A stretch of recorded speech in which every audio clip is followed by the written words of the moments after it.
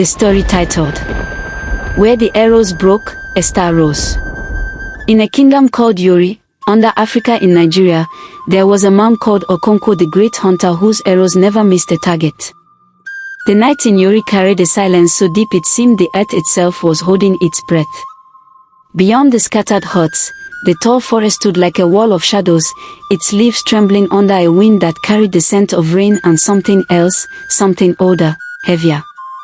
The villagers gathered around the fire at the center of the square, their faces lit in orange glow, their whispers restless. They were waiting for a man, a legend, a pillar of their survival, Okonkwo, the hunter whose arrows had never failed. Okonkwo had been the pride of Yuri since boyhood. He was tall, broad-shouldered, and silent as the wind. His eyes carried the steadiness of the eagle, his steps the patience of the stalking panther. His bow, carved from the heart of an Iroko tree, had never bent under strain, and his arrows always flew truer than the village drums. When Okonkwo entered the forest, he returned with meat enough to feed the people for days. When dangers rose, lions straying too close, leopards hunting too boldly, it was his arrows that kept the balance. To the children, he was invincible. To the warriors, he was a leader. To the elders, he was the promise of the village's endurance. Yet on this night, the promise trembled. For weeks, something had been stuck in the edges of Yuri. Livestock vanished, hunters returned empty-handed, and the forest itself seemed to breathe with unease. It was said a great beast had descended from the mountains, larger than any lion, swifter than any leopard, and cleverer than any man. The drums of Yuri beat with warning, and the people turned to Okonkwo. He accepted the hunt without hesitation, his silence heavier than words. The villagers watched him vanish into the forest with his quiver full, his steps firm. Hours bled into the night. The fire burned low, shadows stretched long. Then it came, the sound. A sharp crack, like bone splintering, followed by another, then another. The air itself seemed to groan. And when Okonkwo staggered back into the square, bloodied, his bowstring frayed, his arrows broken and useless, the people fell into a silence heavier than death.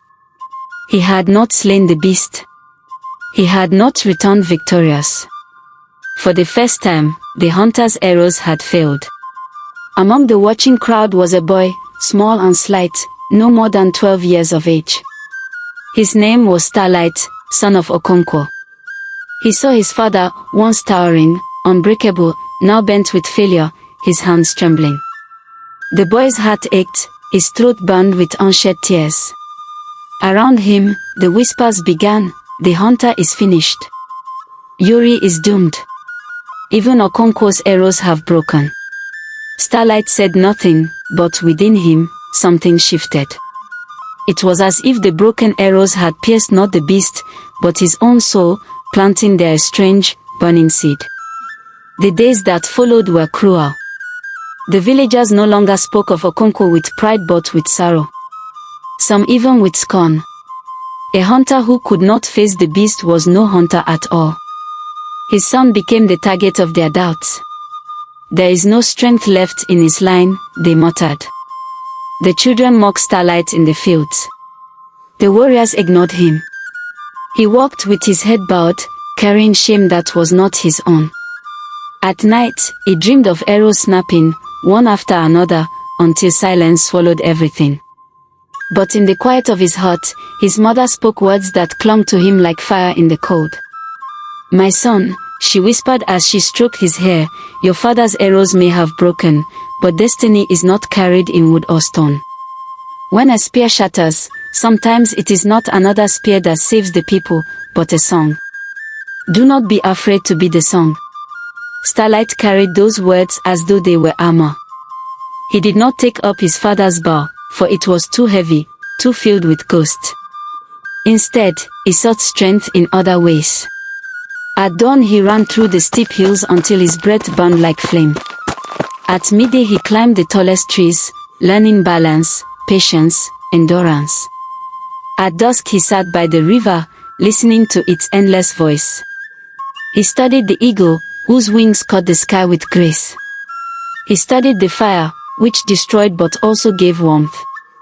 Slowly, day by day, he changed. The forest tested him.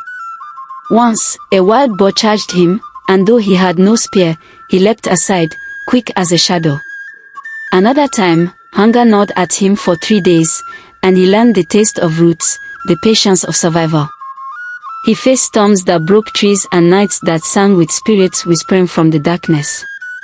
Many times he wished to give up. Many times he thought of returning to the safety of the village, to live quietly in his father's shadow. But always, at the edge of surrender, he heard it, the sound of arrows breaking. And instead of despair, he heard in it a call. Where his father had fallen, he felt, he must rise. Seasons passed, and the people of Uri forgot the boy in the forest.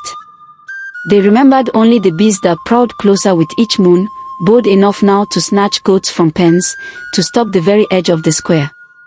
Fear spread like sickness. The hunters trembled when they spoke of it. No one dared face it, for the memory of Okonkwo's failure still burned. And then, on the night when the beast came down from the hills and entered the village itself, tearing at the ground with claws, scattering the people in terror, a figure stepped forward. It was not one of the hunters, not one of the warriors. It was Starlight. He carried no bow, no quiver, no spear. Only himself. His shoulders were broader now, his eyes deeper, filled with fire and calm. If arrows could not bring it down, he said, his voice steady though his heart thundered, then let me try what the arrows could not. The villagers gasped. Some called him foolish, some called him mad, others whispered that the son was walking to his death. But Starlight walked forward, his steps as sure as his father's once were, his spirit burning brighter than the flames of the frightened torches. The battle was unlike any the people had seen. The beast lunged with jaws wide, but the boy was faster, weaving like the river. Its claws slashed, but he leapt high, catching the branch of a tree, dropping upon its back with the weight of the panther. He struck not with weapons but with will, outlasting its fury, outthinking its cunning, outdancing its death. Hours seemed to pass in moments, and when at last the creature faltered, broken and beaten, it fled into the forest, never to return. Starlight stood in the square, his chest heaving, his body bruised but unbroken. The people stared in silence, or feeling the air thicker than smoke. He was no longer the boy mocked for his father's fall. He was no longer the shadow of Okonkwo. He was something new, something greater. And in that moment, the truth rose in the hearts of all. The hunters' arrows had broken, but from their fragments a light had risen brighter than steel. From that day, they told the story differently.